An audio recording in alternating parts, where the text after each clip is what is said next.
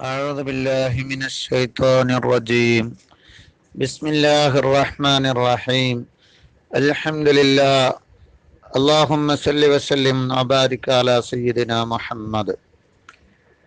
പ്രിയപ്പെട്ട സുഹൃത്തുക്കളെ, മഹാന്മാരോട് തവസ്സുൽ ചെയ്യുന്നതും അവരോട് ശുപാർശ തേടുന്നതും ഇസ്തിഗാസ ചെയ്യുന്നതും ശിർക്ക് ആണ് എന്ന് പറയാൻ വേണ്ടി ധാരാളം കാലമായി വഹാബികൾ പ്രവർത്തിച്ചു കൊണ്ടിരിക്കുന്നു. പക്ഷേ മരിച്ചുപോയ മഹാന്മാരോട് സഹായം തേടലാണ് ഒരു കാര്യം ശിർക്കാവാനുള്ള മാനദണ്ഡം, അല്ലെങ്കിൽ അഭൗതിക സഹായം തേടലാണ് ഒരു സഹായത്തേട്ടം ശിർക്കാവൽ, അല്ലെങ്കിൽ ദൂരെയുള്ള ആളോട് സഹായം തേടലാണ്, കാര്യകാരണ ബന്ധങ്ങൾക്ക് അപ്പുറമുള്ളതിനോട് സഹായം തേടലാണ് ശിർക്കിന്റെ മാനദണ്ഡം എന്ന് വിശുദ്ധ ഖുർആനിലെ ഒരൊറ്റ ആയത്തിലും അങ്ങനെ പറഞ്ഞിട്ടില്ല. അങ്ങനെ ഒരു മാനദണ്ഡം പറഞ്ഞിട്ടുണ്ടെങ്കിൽ അവര് വലിയ വായയിൽ തന്നെ അത് കൊണ്ടുവരുമായിരുന്നു. മറിച്ച് അഭൗതിക സഹായത്തേട്ടമോ മരിച്ചവരോടുള്ള സഹായത്തേട്ടമോ ശിർക്കിന്റെ മാനദണ്ഡമായി, അല്ലെങ്കിൽ അസാധാരണ സഹായത്തേട്ടം ശിർക്കിന്റെ മാനദണ്ഡമായി ഖുർആനിൽ ഒരിടത്തും പറഞ്ഞിട്ടില്ല. അല്ലാഹു തആല ശിർക്കും തൗഹീദും വേർതിരിക്കാൻ വേണ്ടി ഇറക്കിയ ഗ്രന്ഥത്തിൽ ഒരു സ്ഥലത്ത് പോലും അത് പറഞ്ഞിട്ടില്ലെങ്കിൽ ഇവിടെ അത് ശിർക്കിന്റെ മാനദണ്ഡം അല്ല എന്നതിന് ഏറ്റവും വലിയ തെളിവാണ്. അല്ലെങ്കിൽ ഖുർആനിൽ അടിക്കടി പറയുമായിരുന്നു, ശിർക്കും തൗഹീദും ജനങ്ങളെ പഠിപ്പിക്കാൻ വേണ്ടി പ്രത്യേകം ഇറക്കപ്പെട്ട ഗ്രന്ഥമാണ് വിശുദ്ധ ഖുർആൻ. പ്രധാനമായും അതിൽ അത് തന്നെയാണ് ചർച്ച. പക്ഷേ വഹാബികൾക്ക് അതിന് തെളിവ് കൊണ്ടുവരാൻ സാധിക്കുന്നില്ല. മറിച്ച് ഇവരുടെ കീശയിൽ നിന്നും ഇവർ കൊണ്ടുവന്ന തുരുപ്പ് ഷീട്ട് മാത്രമാണത്. മറിച്ച് ഖുർആനിൽ ചില ആയത്തുകൾ ഉണ്ട്. ബഹുദൈവ ആരാധിച്ചവർ, കുട്ടിദൈവങ്ങളെ, കീദൈവങ്ങളെ ആരാധിച്ചവർ അവരുടെ ദൈവങ്ങൾ ആരാധിച്ചുകൊണ്ട് അവരെ വിളിച്ചു തേടി. ആ ആരാധനയാകുന്ന കുട്ടിദൈവമാണ് എന്നോ കീഴ്ദൈവമാണ് എന്നോ ദിവ്യത്വമുണ്ട് എന്നോ ദൈവാവതാരമാണ് എന്നോ ദൈവത്തിന്റെ പുത്രനാണ് എന്നോ ദൈവത്തിന്റെ വചനമാണ് എന്നൊക്കെ വിശ്വസിച്ചുകൊണ്ട് ക്രിസ്ത്യാനികളും മുശ്രിക്കുകളും ആരാധിച്ചിരുന്ന ആരാധ്യരെ വിളിക്കാൻ, അങ്ങനെ ആ ആരാധനയുടെ വിളിക്കാൻ പാടില്ല, ആ പ്രാർത്ഥന പാടില്ല എന്ന് ഖുർആനിലുണ്ട്. അല്ലാതെ അഭൗതിക സഹായ തേട്ടമാണ് ശിർക്കാവാനുള്ള മാനദണ്ഡമെന്ന് എവിടെയും ഇല്ല.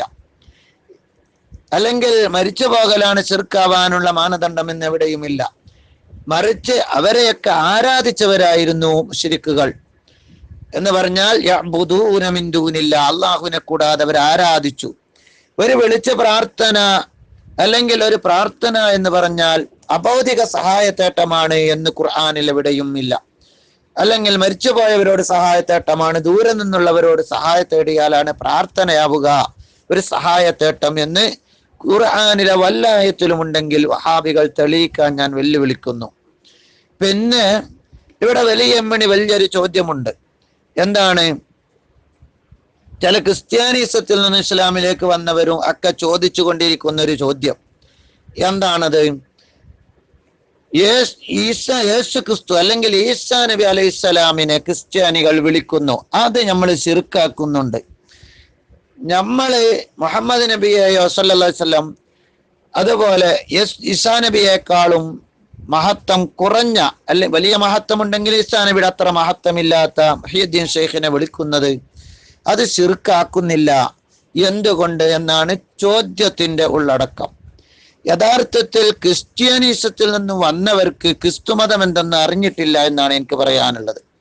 കാരണം യോഹന്നാൻ 1-ാമത്തെ വചനത്തിൽ തന്നെ കാണാം, ആദിയിൽ വചനമുണ്ടായിരുന്നു, വചനം ദൈവത്തോട് കൂടെയായിരുന്നു. ഈസാ നബി അലൈഹിസ്സലാമിനെ പറ്റി പറയാണ്, അള്ളാഹുവിന്റെ 3 വസ്തുക്കളിൽ ഒന്നാണ് വചനം. അള്ളാഹു തന്നെയാണ് വചനം. എന്നിട്ട് പറയാണ് വചനം ദൈവമായിരുന്നു. അപ്പൊ വചനം എന്നത് ദൈവം തന്നെ, അല്ലാഹ് തന്നെ. ആ വചനം ആദിയിൽ ഉള്ളതാണ്. വചനം ദൈവത്തോട് കൂടെ, വചനം തന്നെ ദൈവം. ഞാനൊരു ക്രിസ്ത്യാനിയുമായി ചർച്ച ചെയ്തപ്പോൾ ക്രിസ്ത്യാനിയും പറയുന്നത് എന്താണെന്നറിയോ? ത്രിയേകത്വമാണ് അയാൾ വാദിക്കുന്നത്. 3 ദൈവം, 3ഉം ഒന്ന് തന്നെ. മൂന്നും ഒന്ന് തന്നെ, മൂന്ന് വിലക്ക് ഒന്നേ ആവുള്ളൂ എന്ന് പറയുന്നത് പോലെ ക്രിസ്ത്യാനികൾ അതേ സെയിം, ചാണിന് ചാണായി പിൻപറ്റുക. മൂന്നും ഒന്ന് തന്നെ. ആ വചനം മനുഷ്യനായി, ദൈവമാകുന്ന വചനം മനുഷ്യനായി ഭൂമിയിൽ വന്നു. ഭൂമിയിലുള്ളത് ദൈവമാകുന്ന വചനം തന്നെ, കർത്താവ് തന്നെ. അതന്നെയാണ് പഠിച്ചവൻ, അതന്നെയാണ് അള്ളാഹ്. ആ അള്ളാഹ് സ്വർഗത്തിലുണ്ട്, ഭൂമിയിലുണ്ട്, രണ്ടും ഒന്നെ. യേശു ക്രിസ്തു ദൈവമാണ്, വചനം ദൈവം തന്നെ എന്ന വാദമാണ് അയാൾ വാദിച്ചത്. അതിന്റെ ക്ലിപ്പ് എൻ്റെ കയ്യിൽ ഇപ്പോഴും ഉണ്ട്. ആളെ ഫോട്ടോ വേണമെങ്കിൽ കാട്ടിത്തരാം. ക്രിസ്ത്യാനികളുടെ വലിയ ആളാ, വാട്സപ്പിലൊക്കെ കാണലുണ്ട്. ഏതായിരിക്കട്ടെ, ഇവിടെ ക്രിസ്തു മതവിശ്വാസികൾ എന്താണ് വിശ്വസിക്കുന്നത്? ഈസാ നബി അലൈഹി സ്വലാമിനെ പറ്റി ദൈവം തന്നെയാണ്, ദൈവവചനമാണ്, ദൈവപുത്രനാണ്, അതന്നെയാണ് ദൈവം, ദൈവം മനുഷ്യനായി അവതരിച്ചതാണ്. ക്രിസ്ത്യാനികളുടെ ചില ക്ലാസ്സുകൾ നിങ്ങൾ യൂട്യൂബിൽ സെർച്ച് ചെയ്താലും അവരത് പറയുന്നത് കാണാം. അപ്പൊ ചുരുക്കി പറഞ്ഞാൽ ക്രിസ്ത്യാനികളുടെ വിശ്വാസം എന്താണ്? അള്ളാഹുവിന്റെ അടിമയാണ്, അള്ളാഹുവിന്റെ അനുമതിയോട് കൂടെ മാത്രം പ്രവർത്തിക്കുന്ന അടിമയാണ് എന്നല്ല. വിശുദ്ധ ഖുർആൻ അല്ലാഹ് പറഞ്ഞത് അള്ളാഹുവിന്റെ ഉദ്ദേശം കൊണ്ട് മാത്രം ഞാൻ മരിച്ചവരെ ജീവിപ്പിക്കുകയുള്ളൂ. ഞാൻ കുഷ്ഠരോഗികളെയും ജന്മനാഥന്മാരെയും സുഖപ്പെടുത്തുന്നത്, അതുപോലെ വെള്ളപ്പാണ്ടുകാരെ സുഖപ്പെടുത്തുന്നതൊക്കെ അള്ളാഹുവിന്റെ ഇതിന് കൊണ്ടാണ്. എന്നാൽ അള്ളാഹു തന്നെയാണ് ഈ യേശു ക്രിസ്തു എന്ന് പറയുന്നവർ, അവന്റെ വചനം പിരിഞ്ഞ് മനുഷ്യനായതാണ്, അവൻ തന്നെയാണ് വചനം, അവൻ ആരാധിക്കണം, അള്ളാഹുവിനെ തന്നെയാണ് അതിൽ ആരാധിക്കുന്നത്, മനുഷ്യരൂപത്തിലുള്ള ദൈവം, ഇങ്ങനെ അവതാര സിദ്ധാന്തം വെച്ച് പുലർത്തുന്നവർ. ഇവിടെ ഈ ആയത്തിന്റെ തഫ്സീറിൽ മുഫസ്സിറുകൾ പറഞ്ഞത് കാണാം, അള്ളാഹുവിന്റെ ഉദ്ദേശം കൊണ്ട് എന്ന് പറഞ്ഞാൽ എന്ത് അത്ഭുതം മഹാന്മാര് കാണിച്ചാലും അവിടെ ദിവ്യത്വം ഇല്ല എന്ന് വരുത്താനാണ് അള്ളാഹു ഇതിനില്ല പറഞ്ഞത്. അള്ളാഹിന്റെ ഉദ്ദേശപ്രകാരം മാത്രമാണ് ഔലിയാക്കൾ ഒരു കൈവിരൽ പോലും ഇളക്കുന്നത്, ഒരു ഉപകാരോപദ്രവങ്ങൾ ചെയ്യുന്നത്. മുശ്രിക്കുകൾ അള്ളാഹു ഉദ്ദേശിക്കാത്ത ഉപകാരോപദ്രവ ശുപാർശ ചെയ്യാൻ അവർക്ക് സാധിക്കുമെന്ന് വിശ്വസിച്ചിരുന്നു. ഇതുപോലെ മുസ്ലിമീങ്ങളെ മുശ്രിക്കാക്കാൻ വേണ്ടി ശ്രമിക്കുന്നവർ അവർ തമ്മിലുള്ള വ്യത്യാസം മനസ്സിലാക്കാത്തത് കൊണ്ടാണ്. ക്രിസ്ത്യാനികൾ യേശു ക്രിസ്തുവിനെ വിളിച്ചു പ്രാർത്ഥിക്കുന്നത് പോലെയാണ് മുസ്ലിമീങ്ങൾ മഹാന്മാരെ വിളിച്ചു പ്രാർത്ഥിക്കുന്നത് പറയുന്നവർ ക്രിസ്ത്യാനികളുടെ വിശ്വാസം അറിയാത്തത് കൊണ്ടാണ്.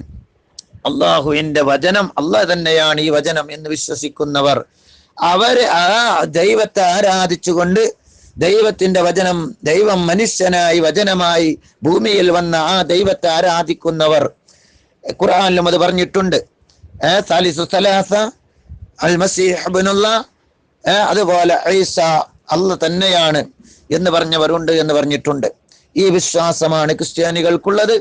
അങ്ങനെ ആരാധിക്കുന്നതും അങ്ങനെ സഹായം തേടുന്നതും ശിർക്ക് തന്നെയാണ്.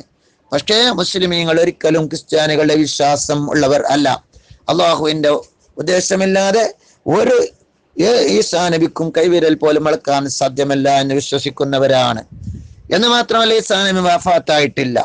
ദൂരെയുള്ള ഈസാ നബിയോട് സഹായം തേടിയാൽ ശിർക്കാകുമെങ്കിൽ ബഹുമാനപ്പെട്ട ഉമർ ഇബ്നുൽ ഖത്താബ് റളിയല്ലാഹു അൻഹു യാ സാരിയ അൽ ജബൽ എന്ന് പറഞ്ഞപ്പോൾ അവിടെ സാരിയ റളിയല്ലാഹു അൻഹു ദൂരെയാണ്, എത്രയോ നഹാബന്ദിലാണ്. മദീനയിലെ മിമ്പറയിൽ വെച്ചാണ് സഹായം തേടുന്നത്.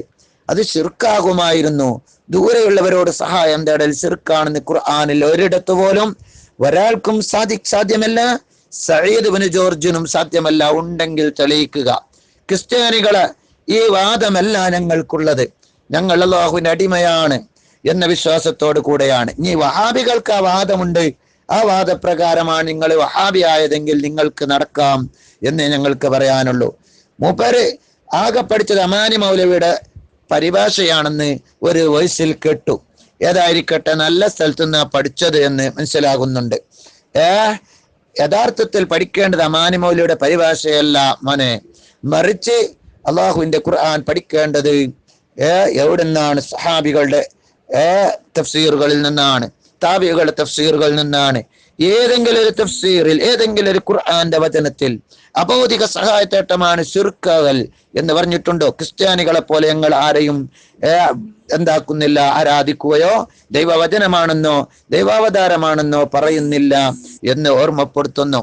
പിന്നെ അങ്ങനെയാണെങ്കിൽ നിങ്ങൾക്ക് പറയാം, എന്ത്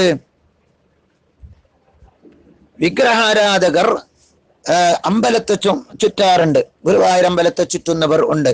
അതുപോലെയാണ് കഅബ ശരീഫിനെ ചുറ്റുന്നത്. അതുകൊണ്ട് അത് ശിർക്കാണെന്ന് പറഞ്ഞോളൂ.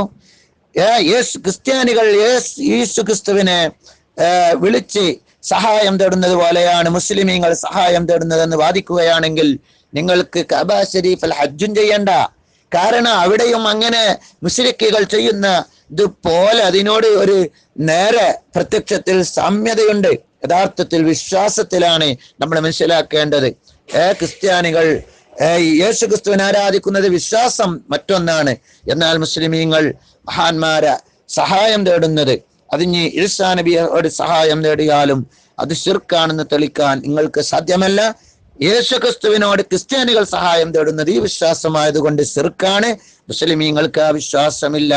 ഏതുപോലെ കഅബ ശരീഫ് ചുറ്റുന്നത് ശിർക്കല്ല, അത് അമ്പലത്തെ മുശ്രിക്കുകൾ ചുറ്റുന്നത് ശിർക്കുമാണ്. രണ്ടും തമ്മിൽ വിശ്വാസത്തിലാണ് വ്യത്യാസമുള്ളത്. അതുപോലെ ഹജറുൽ അസ്വദിനെ ചുംബിക്കുന്നത് ശിർക്കല്ല, എന്നാൽ അമ്പലത്തിലെ കല്ലിനെ ചുംബിക്കുന്നത് ശിർക്കാവുന്നുണ്ട്. അതുപോലെ മഖാമ ഇബ്രാഹിമിലെ നിസ്കരിക്കല് പരിശുദ്ധ ഇസ്ലാം കൽപ്പിച്ചതാണ്. എന്നാൽ വിഗ്രഹത്തിന് മുന്നിൽ സുജൂദ് ചെയ്യൽ ശിർക്കാണ്. രണ്ടും തമ്മിൽ വിശ്വാസത്തിലാണ് വ്യത്യാസം. ക്രിസ്ത്യാനികളുടെ വിശ്വാസവും മുസ്ലിമീങ്ങളുടെ വിശ്വാസവും വ്യത്യാസമുണ്ട്. അതുപോലെ മുശ്രിക്കുകളുടെ വിശ്വാസവും മുസ്ലിമീങ്ങളുടെ വിശ്വാസവും വ്യത്യാസമുണ്ട്. ഈ വ്യത്യാസമാണ് മനസ്സിലാക്കേണ്ടത്. ഇങ്ങനെയുള്ള വ്യത്യാസമല്ല എങ്കിൽ ദൈവാവതാരമാണ് അയ്യപ്പൻ എന്ന് വിശ്വസിച്ചുകൊണ്ടാണ് അയ്യപ്പൻ ആരാധിക്കുന്നത്. അത് നിങ്ങൾക്ക് അയ്യപ്പന്റെ ചരിത്രത്തിൽ മുശ്രിക്കുകളുടെ വിശ്വാസം അവരെ പറഞ്ഞത് നിങ്ങൾക്ക് വായിക്കാൻ യൂട്യൂബിൽ സെർച്ച് ചെയ്താൽ, അല്ലെങ്കിൽ നിങ്ങൾക്ക് സൈറ്റുകളിൽ സെർച്ച് ചെയ്താൽ കാണാവുന്നതാണ് എന്ന് എല്ലാവരെയും അറിയിക്കുന്നു. അതുകൊണ്ട് ക്രിസ്ത്യാനികളുടെ ആ വിശ്വാസം മുസ്ലിമീങ്ങൾക്കില്ല. മഹാന്മാർ അല്ലാഹുവിന്റെ അടിമകളാണെന്ന നിലക്ക് അവരോട് സഹായം തേടുന്നത് ശിർക്കാണെന്നോ, അഭൗതിക സഹായം തേട്ടം ശിർക്കാണെന്നോ അല്ലെങ്കിൽ തെളിയിക്കാൻ ഒരൊറ്റ വഹാബിക്കും സാധ്യമല്ല. എല്ലാ മൗലവി സാൻഡ് ഇബ്ലീസ് അടക്കമുള്ള സർവ്വ വഹാബികളെയും ഞാൻ വെല്ലുവിളിക്കുന്നു. നിങ്ങൾ തയ്യാറാവുക അങ്ങനെ തെളിയിക്കാൻ എന്ന് ഓർമ്മപ്പെടുത്തുന്നു. അള്ളാഹു സത്യം മനസ്സിലാക്കാനും ശരിയായ ചിന്ത ചിന്തിക്കാനും തൗഫീഖ് നൽകട്ടെ. അസ്സലാമു അലൈക്കും വറഹ്മത്തുള്ളാഹി. ക്രിസ്ത്യാനികളായ ഞങ്ങൾക്ക് 360 ദേവന്മാരില്ല. ഒരേ ഒരു ദൈവത്തിലാണ് ക്രിസ്ത്യാനികളായ ഞങ്ങൾ വിശ്വസിക്കുന്നത്. ഇസ്ലാം എന്ന് പറയുന്ന ചരിത്രം പഠിച്ചാൽ 360 ദേവീ ദേവന്മാരെയായിരുന്നു ആരാധിച്ചിരുന്നത്. ഖുർആനിൽ തന്നെ പറയുന്നുണ്ടത്. 360 ദേവന്മാരിൽ അള്ളാഹു എന്ന് പറഞ്ഞ ദേവന്റെ മക്കളായിരുന്നു, പെൺമക്കളായിരുന്നു ലാത്തയും മനാത്തയും അല്ലുസയും ഒക്കെ. അവരെ പിന്നീട് തല്ലിത്തകർത്താണ് മുഹമ്മദ് നബിയുടെ ഗോത്രദേവനായ അള്ളാഹുവിനെ അല്ലെങ്കിൽ ചന്ദ്രദേവനെ, ചന്ദ്രൻ്റെ കല കണ്ടിട്ടില്ലേ? പള്ളിയുടെ പുറത്തൊക്കെ മുനാരത്തിലൊക്കെ നിൽക്കുന്ന ചന്ദ്രക്കല അതിൻ്റെ കാരണമാണ്. പിന്നെ പ്രധാന കൊടികളിൽ പാകിസ്ഥാൻ കൊടി ഇങ്ങനെയൊക്കെ ഉള്ളതായ കൊടിയുടെ മേലുള്ള ചന്ദ്രക്കല. മുസ്ലിങ്ങൾ നോമ്പും പെരുന്നാളും മറ്റൊക്കെ അനുഷ്ഠിക്കുന്നത് ചന്ദ്രനെ കണ്ടല്ലേ. ഇതൊക്കെ അതിൽ നിന്ന് വന്നതാണ്. അപ്പോൾ ഈ മുസ്ലിങ്ങൾ എന്ന് പറയുന്നത് ചന്ദ്രദേവൻ്റെ ആരാധനകരായിരുന്നു. ആ ആരാധനയാണ് പിന്നീട് എന്ത് ചെയ്തത്? അള്ളാഹുവിനെ ഏകദൈവമാക്കി മറ്റുള്ള 358നെയും, ഈ 360 ദേവന്മാരിൽ ഒന്ന് അള്ളാഹുവും മറ്റൊന്ന് അജറൽ അസ്വദ് എന്ന കറുത്തകല്ലുമാണ്. ഇതിനെ രണ്ടിനെയും ഒഴിവാക്കി അള്ളാഹുവിനെ സർവശക്തനായ ദൈവമാക്കിയും അജറൽ അസ്വദ് എന്ന കറുത്ത കല്ലിനെ മക്കായിലും പ്രതിഷ്ഠിച്ചുകൊണ്ട് ഇസ്ലാമിൽ ഏകദൈവത്വം ഉറപ്പിച്ചു. അതാണ് ഇന്ന് മുസ്ലിങ്ങൾ ആരാധിക്കുന്ന അള്ളാഹു എന്ന് പറയും. അതുപോലെ ക്രിസ്ത്യാനികൾ 350 ദേവന്മാരെ ആരാധിക്കുന്നതിൽ ഏക സത്യദൈവത്തെയാണ് ആരാധിക്കുന്നത്. ആ ഏകദൈവം എന്ന് പറയുന്നത് ദൈവം, വചനം, ദൈവത്തിൻ്റെ റൂഹ്. അങ്ങനെ അതിൽ ഒരു മനുഷ്യന് തന്നെ 3 അവയവങ്ങളില്ലേ? എന്തൊക്കെയുണ്ട്? ജീവനുണ്ട് അല്ലേ? ശരീരമുണ്ട്, ജീവനുണ്ട്, മനസ്സുണ്ട്. ഇത് ഒരു മനുഷ്യനിൽ അടങ്ങിയിരിക്കുന്നതല്ലേ? അല്ല, ഇത് 3 എണ്ണമായിട്ട് കാണുന്നോ നമുക്ക്? ഇല്ലല്ലോ. ഒരു മനുഷ്യനിൽ 3 പേരും ഇല്ലേ? ഏതാ പേര്? 3 പേരെന്തുവാ? ഒന്ന് അവൻ്റെ ശരീരമുണ്ട്, അവന് മനസ്സുണ്ട്, അവൻ ജീവനുണ്ട്. അപ്പോൾ മൂന്ന് പേരായിട്ട് തന്നെ ഉണ്ട്. പക്ഷെ അത് പേരല്ലോ, ഒന്നല്ലേ? വചനം, ദൈവത്തിൻ്റെ വചനം ദൈവം തന്നെയാണ്. ഈ വചനം മനുഷ്യനായിട്ട് ഭൂമിയിൽ അവതരിച്ചു. അതാണ് യേശുക്രിസ്തു എന്ന് പറയുന്നത്. യോഹന്നാന്റെ സുവിശേഷം സ്വർഗത്തിൽ ഇരിക്കുന്നവനായ, സ്വർഗത്തിൽ നിന്ന് ഇറങ്ങി വന്നവനായ ദൈവം. അപ്പോൾ ദൈവം എന്ത് ചെയ്തു? സ്വർഗത്തിൽ നിന്ന് ഇറങ്ങി മനുഷ്യനായിട്ട് ഭൂമിയിൽ അവതരിച്ചു. അപ്പോൾ തന്നെ സ്വർഗത്തിൽ ദൈവമുണ്ട്. മനസ്സിലായോ? അതുകൊണ്ടാണ് കർത്താവായ യേശുക്രിസ്തു ഈ ഭൂമിയിൽ മനുഷ്യനായി അവതരിച്ച് വചനം ജഡമായിട്ട് തീർന്നല്ലാതെ 360 ദേവന്മാരെ ആരാധിക്കുന്നവരെല്ലാ ക്രൈസ്തവർ ഏകസത്യ ദൈവത്തെ ആരാധിക്കുന്നവരാണ്. ദൈവം, ദൈവത്തിൻ്റെ വചനം, ദൈവത്തിൻ്റെ റൂഹ്, ഈ മൂന്നും ഒന്ന് തന്നെയാണ്. അത് വേറെ അല്ല സുഹൃത്തെ. നിങ്ങളുടെ തെറ്റിദ്ധാരണയാണ്. നിങ്ങളങ്ങനെ പഠിപ്പിച്ചു വെച്ചത് കൊണ്ടാണ് അങ്ങനെ സംഭവിക്കുന്നത്. അതുകൊണ്ട് ഏക ദൈവത്തിൽ വിശ്വസിക്കുവാൻ പ്രിയ സുഹൃത്ത് തയ്യാറാകുക. പിന്നെ നിങ്ങൾ ഈ മതത്തെക്കുറിച്ചുള്ള കാര്യങ്ങൾ അത് വ്യക്തമായി മനസ്സിലാക്കുക. മുഹമ്മദ് ആരാണെന്ന് 11 വാക്കുകൾ ഞാൻ അവിടെ കൊടുത്തിട്ടുണ്ട്. അത് വ്യക്തമായി മനസ്സിലാക്കുവാൻ നിങ്ങൾ പ്രാർത്ഥിക്കുക പടച്ചവനോട്. ഇതെന്താണ് സത്യം? അള്ളാഹു യഥാർത്ഥ ദൈവമാണോ? അള്ളാഹു ആരാണ്? അള്ളാഹുവിന് യോജിക്കുന്ന പേരെന്താണ് ഖുർആൻ്റെ അടിസ്ഥാനത്തിൽ എന്നൊക്കെ വിശകലനം ചെയ്ത് പഠിക്കുവാൻ താങ്കളെ പടച്ചവനായ ദൈവം നിങ്ങളതിനു വേണ്ടി ഒരുക്കട്ടെ എന്ന് ഞാൻ പ്രാർത്ഥിക്കുന്നു.